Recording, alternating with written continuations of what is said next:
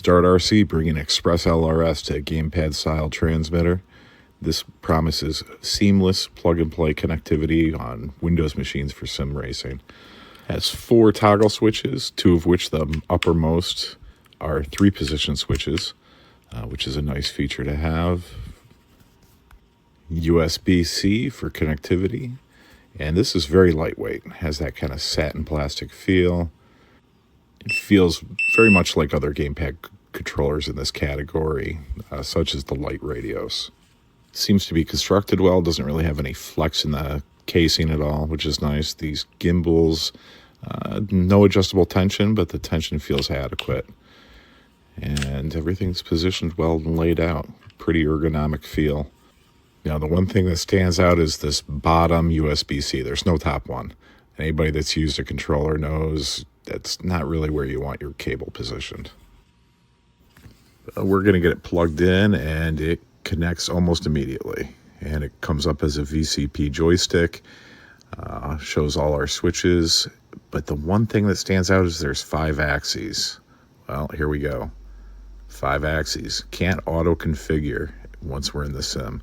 This is a big blow, and it really complicates the process for a beginner.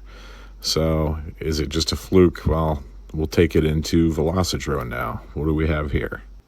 Again, 5 axes, 2 on the throttle. So this is an output mapping issue. So we know the output mapping on the controller is not correct, but the problem is there's no Wi-Fi activated on this TX, no way to get into it. So I'm going to set up a Docker container and try to get into it here. I was able to read the data stream coming in and out and connect, and no avail getting Wi-Fi to activate. I just kept getting a dead ping loop over and over again. So we're shut out on Wi-Fi. Now the next thing that's probably one of the biggest benefit of having an Express LRS on a gamepad style controller like this is BLE joystick, which is basically just Bluetooth.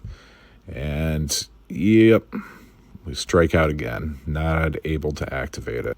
Just another dead ping loop. So we're already at a loss for the most beneficial features of Express LRS to begin with.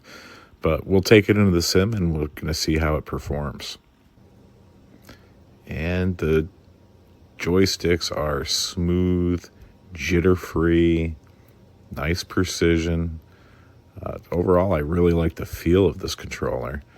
But I'm kind of at a loss as to why you would implement Express LRS into it without being able to access everything Express LRS has to offer.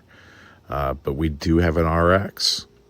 So here we are with the receiver. And you see it comes up as the StarDRC C8 ELRS and 2.4 gigahertz. And it's got 3.32 on it with all the functionality that has to offer. So this is a full-fledged Nano RX and has everything a full-fledged Nano RX should have.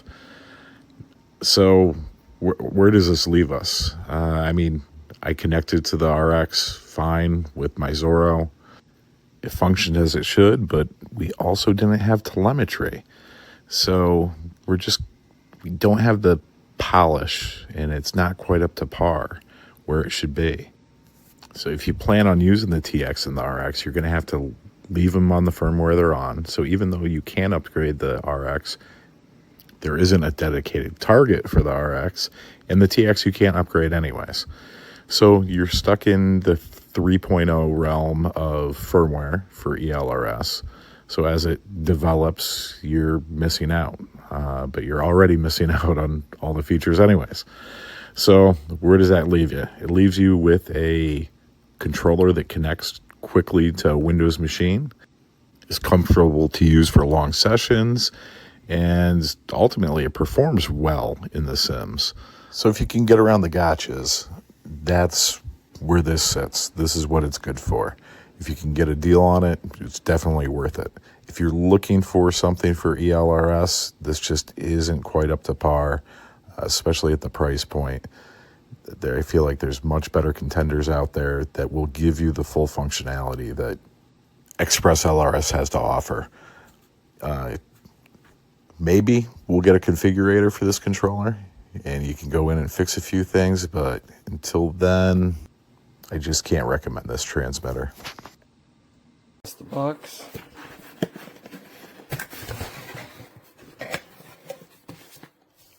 Receiver. Transmitter.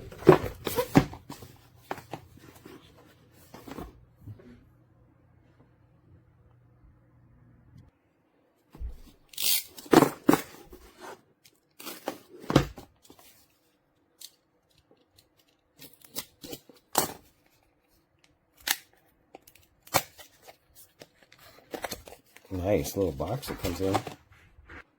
I'll get this out. Open this box. Receiver. Antenna. No big deal. Pretty standard.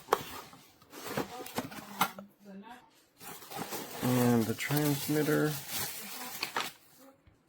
Looks like you get a little baggie with the sticks. And a charge cable. Yep, that's it.